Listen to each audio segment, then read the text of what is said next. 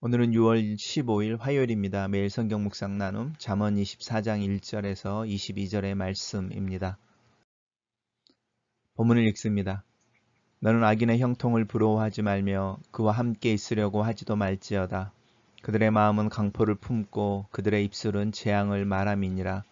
집은 지혜로 말미암아 건축되고 명철로 말미암아 견고하게 되며 또 방들은 지식으로 말미암아 각종 귀하고 아름다운 보배로 채우게 되느니라.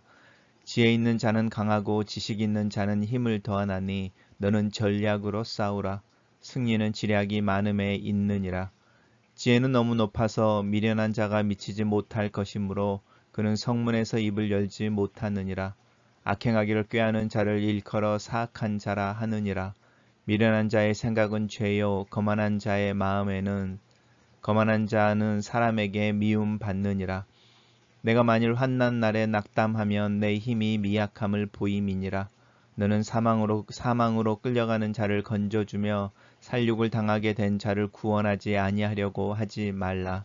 내가 말하기를 나는 그것을 알지 못하였노라 할지라도 마음을 저울질하시는 이가 어찌 통찰하지 못하시겠으며 내 영혼을 지키시는 이가 어찌 알지 못하시겠느냐.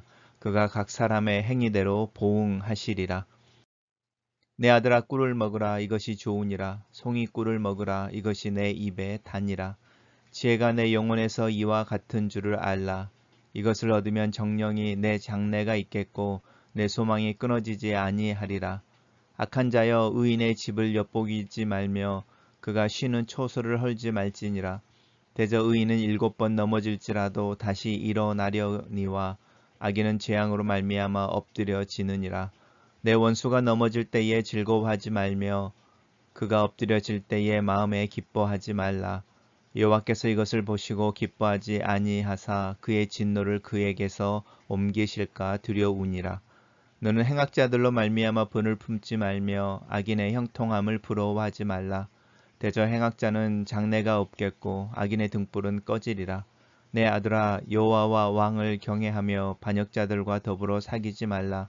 대저 그들의 재앙은 속히 임하리니 그 둘의 멸망을 누가 알랴. 오늘의 본문은 두 개의 단락으로 나눠져 있습니다. 오늘 본문은 첫 번째와 두 번째 다 악인의 형통함을 부러워하지 말라라는 것을 강조하고 있습니다. 악인의 형통함을 부러워하지도 말고 그와 함께 있으려고도 하지 말지어다. 왜냐하면 그들의 마음에는 이 폭력인 거죠. 압제와 착취와 같은 악한 의도를 가지고 있고 그 의도가 행동으로 표현되어지는 그런 폭력적인 모습을 가지고 있으며 그들의 입술에는 재앙이 있다 이렇게 말합니다. 그러면서 오히려 그들의 악한 행동과 또 그들의 형통함을 부려하지 말고 너는 너의 집을 세워야 하는데 너의 집은 지혜로 말미암아 건축되어지고 명철로 말미암아 견고하게 되며 방들은 지식으로 말미암아 각종 아름다운 보배로 채워지게 된다 이렇게 이야기하고 있습니다. 지혜라고 하는 것 또 명철이라고 하는 것 지식이라고 하는 부분들이 사실은 반복되어지는 단어이고 연결되어져 있는 단어입니다. 지혜라고 하는 것은 하나님 앞에서 인생의 우선순위들을 분별할 줄 알고 자기에게 주어지는 문제를 해결할 줄 아는 능력을 이야기한다면 명철은 그것을 위해서 상황을 판단할 줄 알고 어떤 것을 선택해야 될 줄 아는 전체적인 상황에 대한 판단력을 이야기하는 것이며 그런 지혜와 이 판단력의 핵심이 되어지는 것이 그가 가지고 있는 지식이라고 말할 수 있습니다.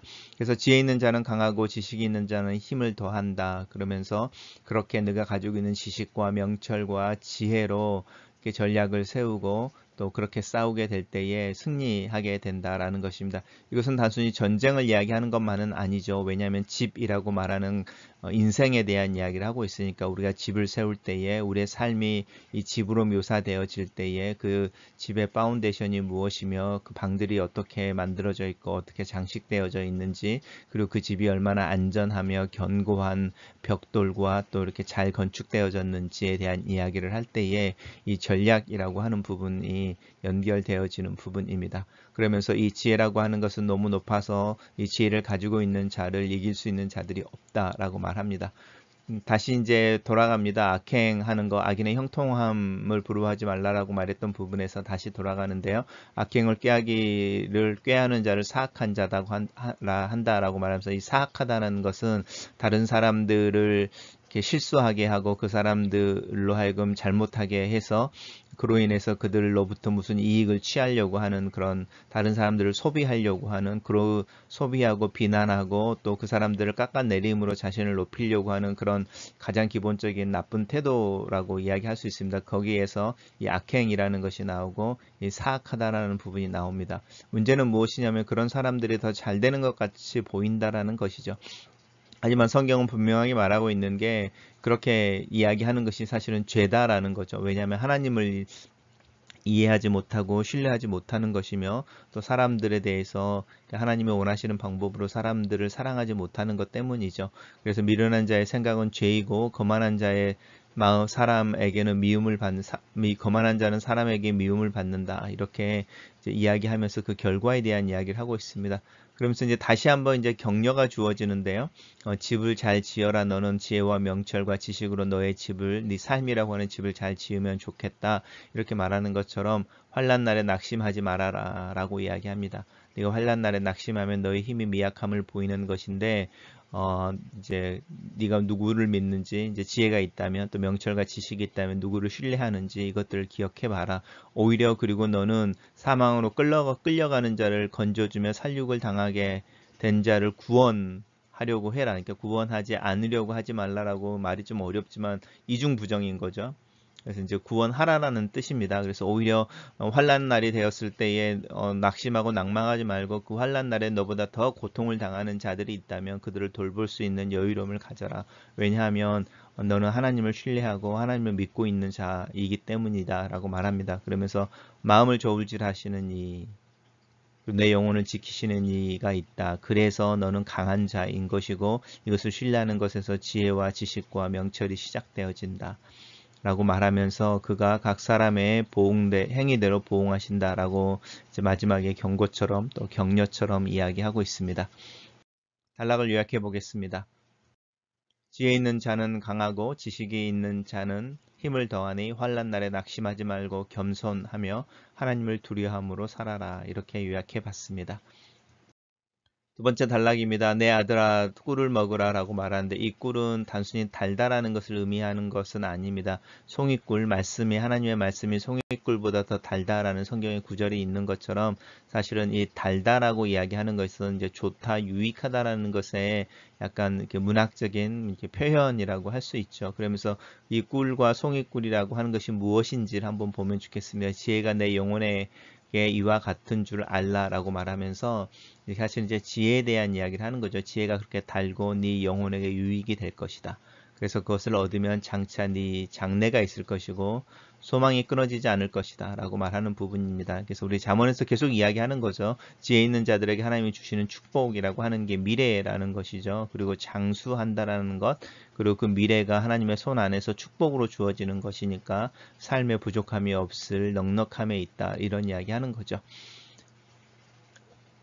그러면서 이제 다시 이제 약한 자여라고 말하면서, 이 약한 자는 내 아들은 아니겠죠. 그럼 이제 어떤 제3의 사람을 이제 설정해 놓고 그 사람을 이야기하는 것을 통해서 이제 아들에 대해서 아들에게 다른 이야기를 하고 있는, 훈계를 하는 것이죠. 의인의 집을 엿보지 말아라.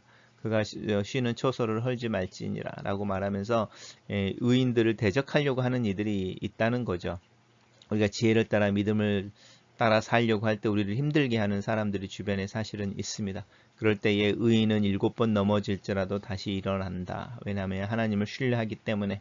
하지만 악인은 그가 행했던 그 일들로 인하여 하나님 앞에서 심판을 받게 될 것이다 라고 말합니다. 그리고 그 심판이 꼭 파이널 저지먼트라고 그래서 우리가 죽은 다음에 뭐 세상의 끝에서 이런 부분이 아니라, 사실 하나님의 그들의 인생 가운데서 하나님의 재앙으로 임하시는 데가 있을 것이다 이렇게 말하고, 또 사실은 그 재앙에 대해서 성경은 뭐라고 말하냐면, 하나님이 사랑하시는 자를 징계하시는 것처럼 돌이키기 위해서, 또 잠에서 깨우기 위해서, 어둠에서 불러내기 위해서 악인들에게 회개를 요청하기 위해서 이제 그런 일들을 하시는 게 있습니다.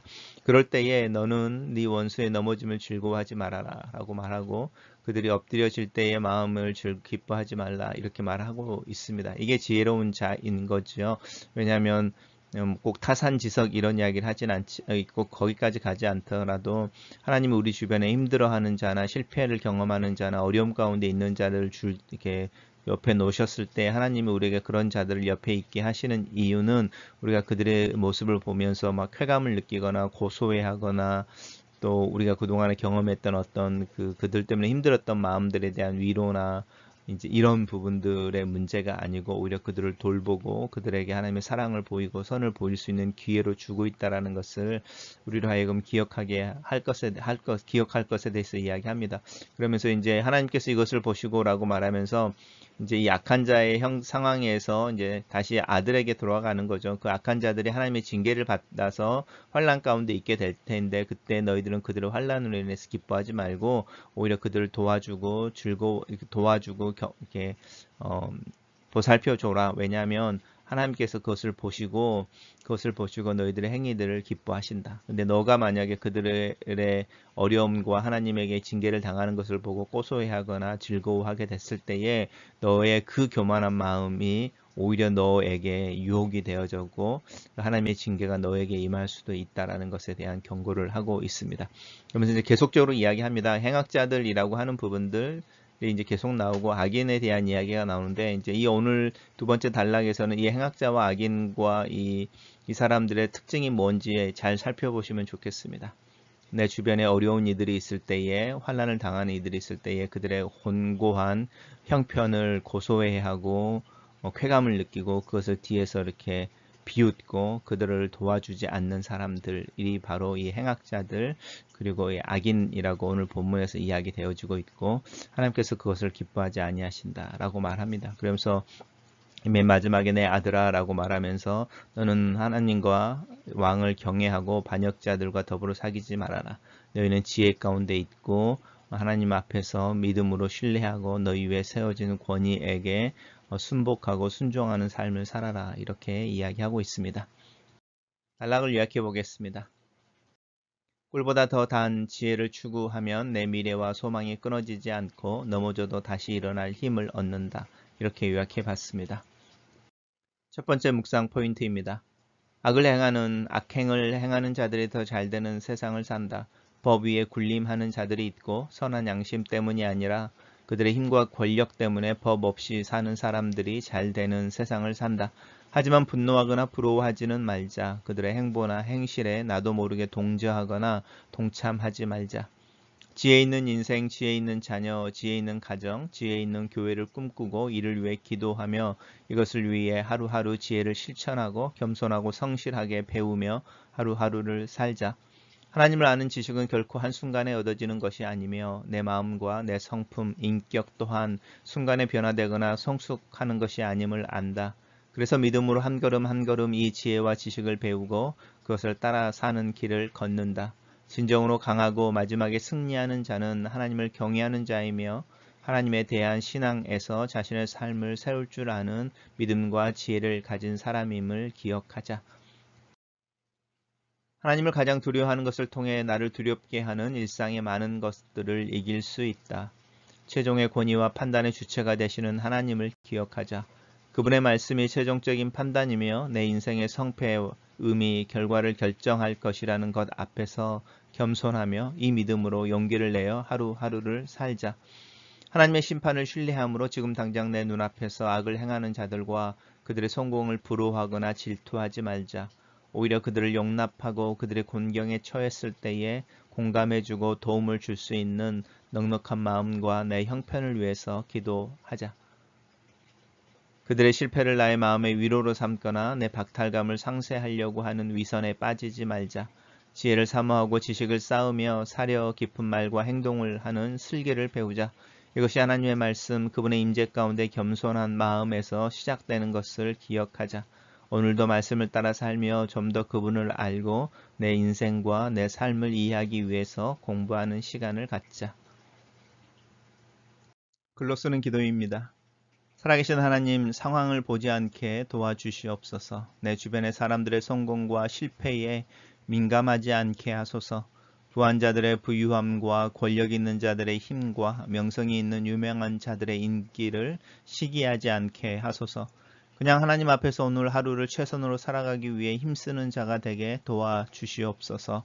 내가 가진 것과 내게 주어진 것에 감사하는 삶을 살게 도와주시옵소서. 오늘 하루를 함께 살게 하시는 가족들을 사랑하고 이웃과 동역자들을 사랑하고 그들을 위해 기도하는 삶을 살게 하시옵소서.